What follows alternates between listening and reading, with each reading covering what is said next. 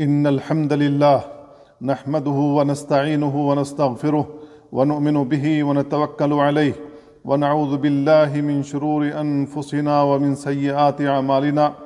من يهده الله فلا مضل له ومن يضلل فلا هادي له، وأشهد أن لا إله إلا الله وحده لا شريك له، وأشهد أن محمدا عبده ورسوله. أما بعد، فأوصيكم ونفسي بتقوى الله في السر والعلن، فإنه يراكم ويعلم سركم ونجواكم، فاتقوا الله يا أولي الألباب لعلكم تفلحون. عباد الله، إنها التجارة الخفية مع الله، وهي روح الأعمال والإكسير العجيب الذي إذا وضع على نحاس الأعمال قلبها ذهبا خالصا. إنها النية الصالحة. قال القسطلاني رحمه الله: النية الصالحة إكسير تقلب العادة عبادة، فالعاقل لا يتحرك حركة إلا لله، فأنفاسه نفائس ونيته خير من عمله. يقول صلى الله عليه وسلم: إنك لن تنفق نفقة تبتغي بها وجه الله إلا أجرت عليها حتى ما تجعل في امرأتك، أي في فمها. وفي الحديث الآخر: أفضل دينار ينفقه الرجل دينار ينفقه على عياله. والأعمال بالنيات. قال يحيى بن أبي كثير رحمه الله: تعلموا النية فإنها أبلغ من العمل. وتجارة النيات هي تجارة العلماء والقدوات، فهم يستحضرون نيات كثيرة في أعمال قليلة، وهذا لعلمهم بالله واتباعهم لرسوله صلى الله عليه وسلم. قال ابن مسعود رضي الله عنه: اقتصاد في سنة خير من اجتهاد في بدعة. ويقول الأوزاعي رحمه الله: لا يستقيم الإيمان والقول والعمل إلا بنية موافقة للسنة. وتجارة النيات تجمع لك الحسنات في أقل الأوقات. قال ابن القيم رحمه الله: عمارة الوقت الاشتغال في جميع آنائه بما يقرب إلى الله أو يعين على ذلك من مأكل أو مشرب أو منام أو راحة، فمتى أخذها بنية القوة على ما يحبه الله كانت من عمارة الوقت. ورب عمل صغير تعظمه النية، ورب عمل كبير تصغره النية. لا خير في كثير من نجواهم إلا من أمر بصدقة أو معروف أو إصلاح بين الناس، ومن يفعل ذلك ابتغاء مرضات الله فسوف نؤتيه أجرا عظيما. قال ابن رجب رحمه الله: فجعل ذلك خيرا ولم يرتب عليه الأجر إلا مع نية الإخلاص. ومن عجائب النية الصالحة أنها تقلب العادات إلى عبادات.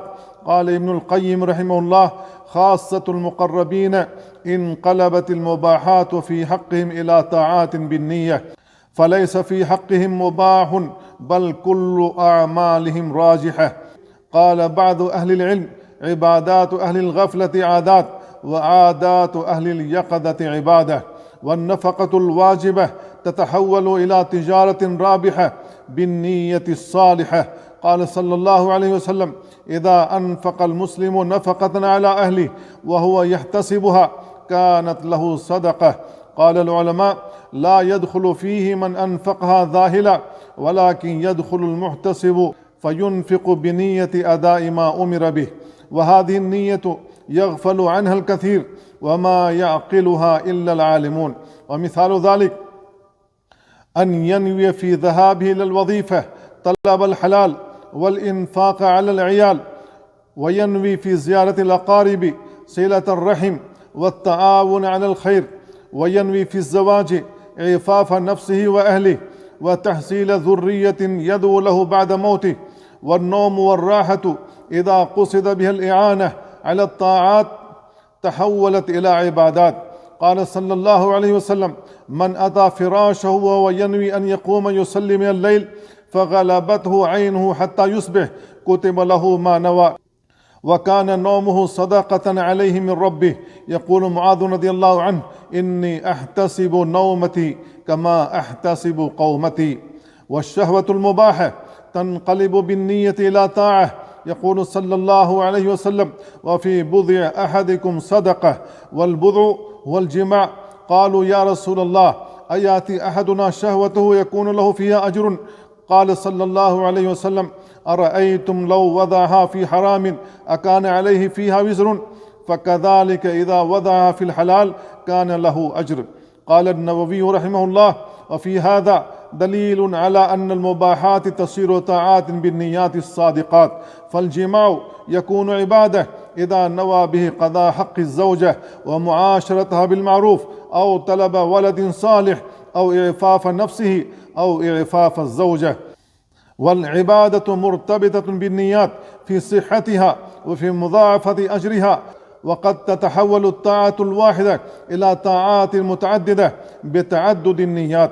قال صلى الله عليه وسلم: الصدقة على المسكين صدقة، والصدقة على ذي الرحم اثنتان، صدقة وصلة. ومن دخل المسجد لصلاة الفجر فصلى ركعتين ينوي بهما سنة الفجر وسنة الوضوء وسنة تحية المسجد وسنة الصلاة بين كل أذانين، حصل له ذلك في ركعتين فقط.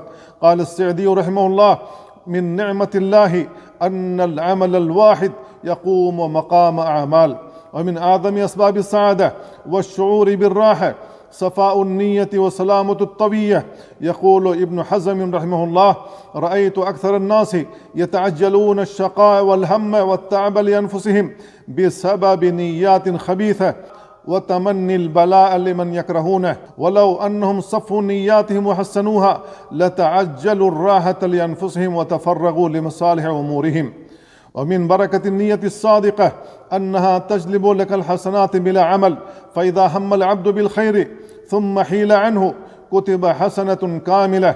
قال صلى الله عليه وسلم في إحدى الغزوات: إن بالمدينة لرجالا ما سرتم مسيرا ولا قطعتم واديا إلا كانوا معكم، أي في نياتهم حسبهم المرض. قال ابن الجوزي رحمه الله: هؤلاء قوم صدقت نياتهم في الخروج إلى تلك الغزوات فحبسهم المرض فكانوا كأنهم غزوا. وعلى هذا جميع أفعال الخير متى نواها الإنسان فمنعه القدر كتب له ثواب الفعل. ومن عجائب النية الصادقة أنها ترفع صاحبها حتى تصل به إلى مصاف الشهداء. ففي الحديث: من سأل الله الشهادة بصدق بلغه الله منازل الشهداء وإن مات على فراشه. قال النووي رحمه الله: فيه استحباب سؤال الشهادة واستحباب نية الخير.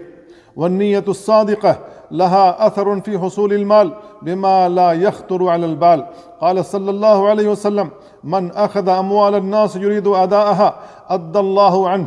قال العلماء: فيه الترغيب في تحسين النية، وأن من استدان ناويا الإيفاء أعانه الله. ومراقبة النية تحتاج إلى صبر وملازمة، فيلازم الصبر على استصحاب النية حتى لا يفوته الأجر. قال سفيان الثوري رحمه الله: ما عالجت شيئا أشد علي من نيتي لأنها تتقلب علي. بارك الله لي ولكم في القرآن العظيم، ونفعني وإياكم بما فيه من الآيات والذكر الحكيم. أقول قولي هذا وأستغفر الله لي ولكم ولسائر المسلمين من كل ذنب فاستغفروه إنه هو الغفور الرحيم. الحمد لله على إحسانه، والشكر له على توفيقه وامتنانه، وأشهد أن لا إله إلا الله وأن محمدا عبده ورسوله. عباد الله، كم تضيع أجور عظيمة وأوقات طويلة بسبب الغفلة عن النية وإخلاص لرب البرية. وبقدر الجد في طلب الخير ومحاسبة النفس تحضره النية في القلب حتى تصير حاضرة في كل وقت. قال بعض السلف: أحب أن يكون لي في كل شيء نية حتى في طعامي وشرابي.